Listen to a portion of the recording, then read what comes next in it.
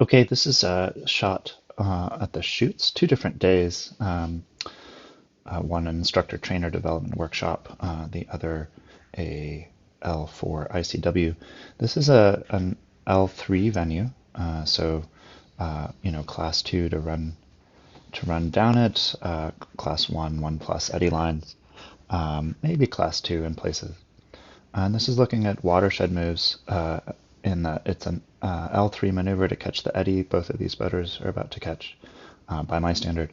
But how it's caught and how that eddy is used makes a big difference to whether someone is modeling L4 level demonstration quality or L3.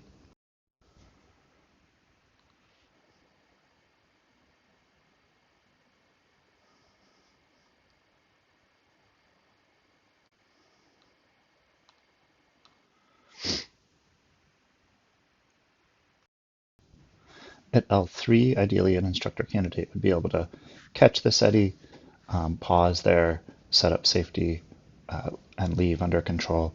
And in the top frame, the boater does this, and they do this with a pretty tight turn, indicated by the arrow. Let's watch. Here it is toggling forward.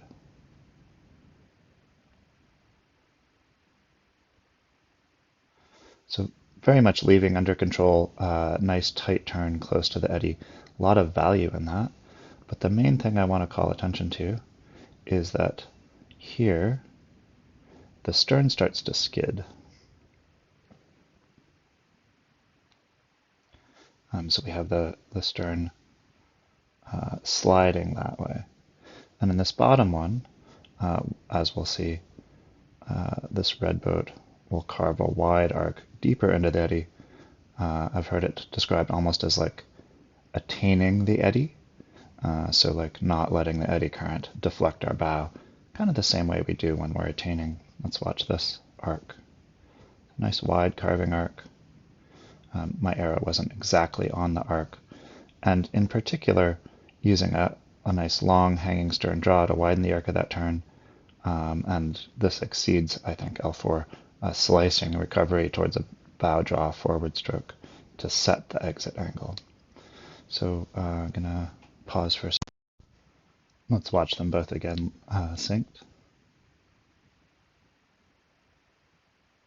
So skid versus long carve.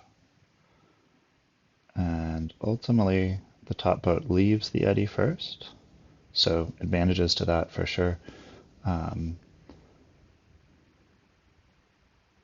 But as in terms of a watershed move, distinguishing L3 from L4, there's a degree of control crossing that eddy line exhibited by the red boat here.